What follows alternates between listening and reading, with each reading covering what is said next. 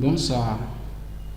Dans la continuité de nos productions, nous allons ce soir travailler sur la saisie de caisse décentralisée. Alors, c'est quoi la saisie de caisse décentralisée? C'est un logiciel directement rattaché au logiciel commercial. Et j'ai souvent l'habitude de dire aux apprenants que lorsque vous entrez dans un supermarché, que ce soit pour ceux qui sont dans les villes Yaoundé, que ce soit Santa Lucia ou Dorf, c'est cette interface-là que la caissière utilise pour vous servir. Donc, ça consiste à prendre les articles au rayon, venir se présenter devant la caissière qui va juste scanner les codes barres des articles qui sont référencés dans la page. Et puis, oui, elle va juste saisir les quantités. Une fois les saisies de vos articles terminés, elle va juste cliquer sur peut-être F2 ou F3 suivant les paramètres, et puis on tire votre étiquette. Et généralement, ce sont des imprimantes matricielles qui sont utilisées pour avoir des petits coupons que vous recevez souvent dans les supermarchés lorsque vous faites vos vendus en espèces. Chaque commerçant vient, il achète, il paye directement à la caisse et il part. Ça, c'est le principe de l'entreprise commerciale. C'est à cas exceptionnel qu'on donne des crédits. Bref, pour le moment, ça ne nous concerne pas. Donc, voilà un peu, notre caisse est déverrouillée. On a dit montant à rendre 0 francs et la facture est de 17 514 francs. Ok, on sous-entend que notre client nous a remis la somme de 20 000 francs. On va saisir 20 000 et la machine va calculer automatiquement le reste. Donc, nous allons remettre à notre client la somme de 2 486 francs. Bon, très rapidement, je vais, comme d'habitude, utiliser gestion commerciale. Non, saisie de caisse décentralisée. Voici la saisie de caisse décentralisée. Ok, je vais ouvrir mon fichier de caisse. Donc voilà, là nous sommes dans le logiciel. Et comme d'habitude, nous allons aller à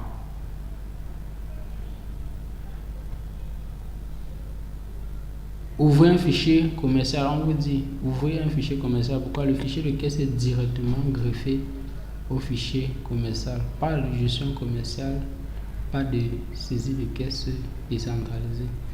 Donc, pour le cas d'espèce, je vais ouvrir ABCSA. Ok, saisie de caisse décentralisée, ABCSA. Donc, j'ai le choix.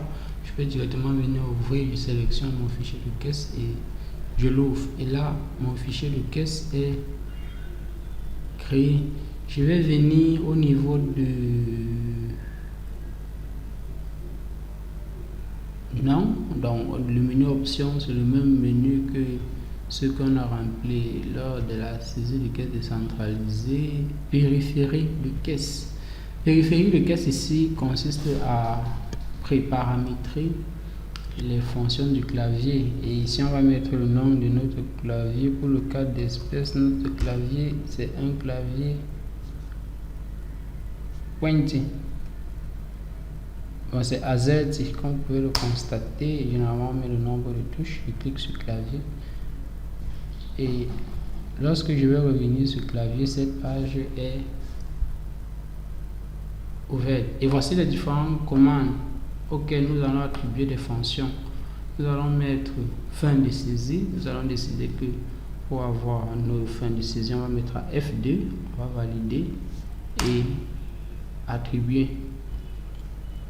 Ok, chaque fois qu'on va terminer de facture, on va cliquer sur F2. Ça peut être F5, ça peut être F1 suivant les cas. Et généralement, si vous cliquez sur F1, le manuel d'usage. Donc F1, c'est pour faire appel à l'aide. Si je clique sur F1, le manuel d'aide électronique de SAGE va se présenter comment utiliser ces étiquettes décentralisées, mais sont généralement des documents hyper volumineux.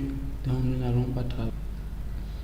Ok, voilà F1. Bon, à la suite, nous allons mettre à la suite des commandes valider. Pour valider, je vais mettre F3 et que je vais attribuer mise en attente.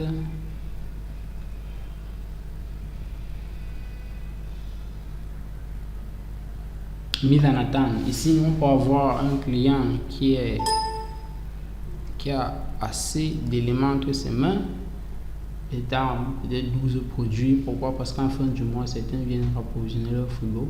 Entre temps, le rang est saturé. Il y a un client maintenant qui a un ou deux produits. On met le client qui a beaucoup d'articles en attente et on appelle très rapidement celui-là qui a peu d'éléments à rappel. Et une fois qu'on a mis le rappel ticket, une fois la procédure terminée, on vient à rappel ticket. Pour la fonction rappel ticket, nous allons mettre F5, F6, F5 ne prend pas, je mets F6, j'attribue, j'ai mis fin de saisie, validé, mise en attente, rappel ticket, et je vais choisir impression ticket. Je vais mettre F7 et attribuer.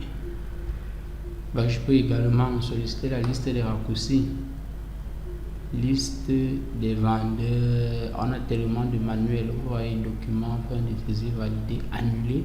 Si on va annuler une facture, je mets F7 pour annuler, j'attribue.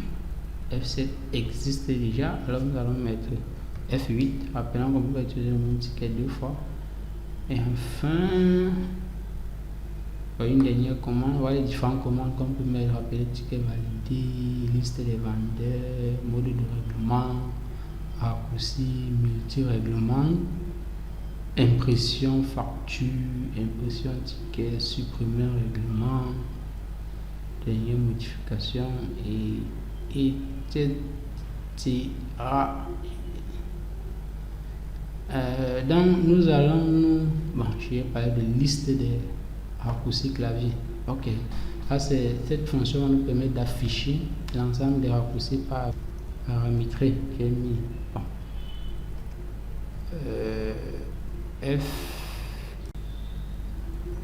j'ai mis F11 attribué. Ok, voilà mes paramètres ainsi saisis, et nous allons évoluer. Et généralement, vous voyez ici dépôt de stockage, tout ça, ce sont les éléments que nous avons paramétrés dans la gestion commerciale qui reviennent. On a nos familles d'articles, vous pouvez le constater. On a également nos articles déjà paramétrés dans la gestion commerciale. Et généralement, j'ai l'habitude de demander aux apprenants, lorsque nous arrivons à ce niveau, de travail à faire, ouvrir une caisse traitement, ouverture de caisse. Pourquoi? Parce qu'on vous dit aucune caisse n'existe. Vous voyez qu'il y a des préalables que vous devez faire, que lorsque vous revenez à traitement, l'ouverture de caisse puisse être possible. C'est pour ça que pour le moment, vous dites il n'y a pas de caisse, et pour créer tous ces éléments, vous devez revenir dans structure. Voici par exemple les caisses. Il faut